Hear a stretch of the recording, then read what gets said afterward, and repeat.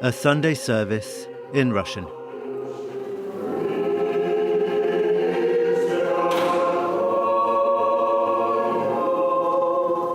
For some of the faithful, it may be among the last that they attend at this church in central Nice.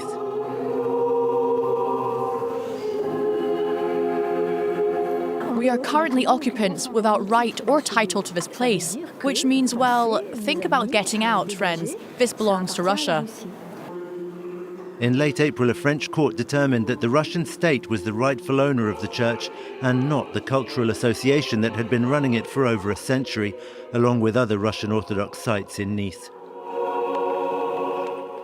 Elena found safety and solace in this parish in March 2022 after fleeing Ukraine under attack from Russia.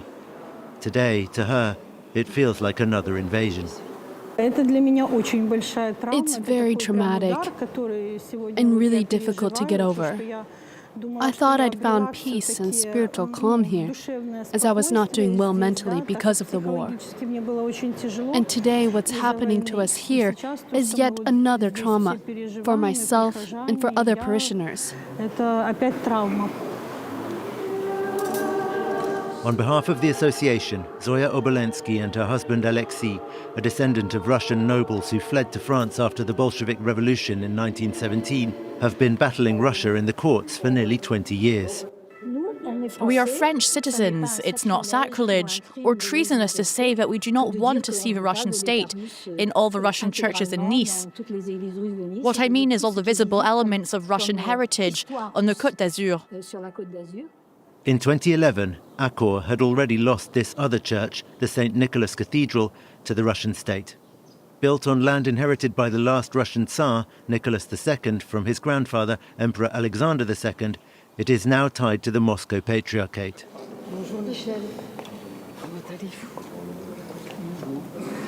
Loyal to the Russian clergy, descendants and heirs by marriage of the Tsars have gathered today for a special ceremony.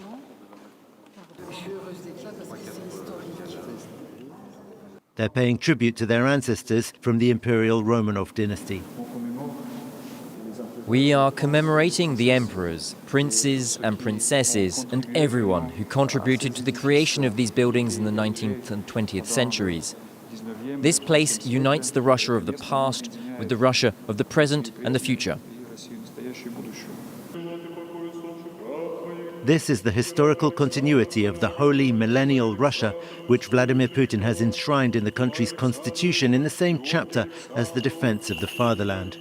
The campaign to retake control of Russian parishes abroad is being carried out in the name of this continuity, as is the war to reunify Russia with Ukraine, with the Moscow Patriarchate's blessing. I've got two grandfathers who were born on what is today Ukrainian territory, and they served the Russian Empire. Michel Grabar is a member of the Association of Friends of the Cathedral. A self-described vector of Russian soft power, he used to advise French companies on investing in Russia. The invasion of Ukraine was bad for business, but his position remains close to that of the Kremlin. We are sensitive to Russian history. And of course we view international issues through a historical prism. So we can't agree with certain expressions such as unprovoked war and so on, that ideology. Many of us do not share that point of view. After the service, the Archpriest Andrei Yeliseyev takes Prince Hans-Georg Yurievsky, great-grandson of Emperor Alexander II, to visit the cathedral's museum. Here are some objects linked to the memory of Emperor Alexander II.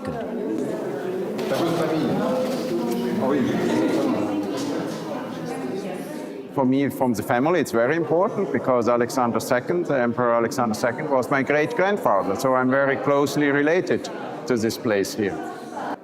The Swiss businessman dreams of an Orthodox monarchy for Russia. The Archpriest also welcomes the return of Nice's parishes to the Russian Holy Synod. The church always stood by its country all through history. There was never a period where it changed sides. No doubt that's why it's always remained the Russian church.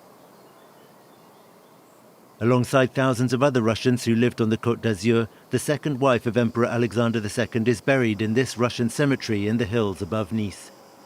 The French justice system has ruled that this too belongs to the Russian Federation, identified as heir to an empire with inalienable ecclesiastical property. I think that's more or less done. It's lovely, isn't it? We do this every Friday, in winter and in summer, though in summer it's harder. There are times when we are more thorough. We haven't for a while. It's 2 weeks since we last came. Why do we carry on? Because life goes on and plants grow. There's no reason to let everything be invaded and overgrown, just because we are now on Russian territory, apparently. Semble-t-il.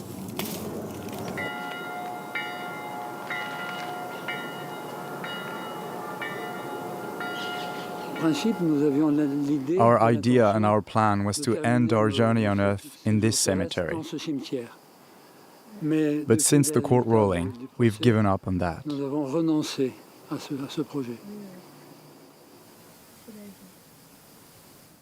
The association is waiting for a high court to settle the case.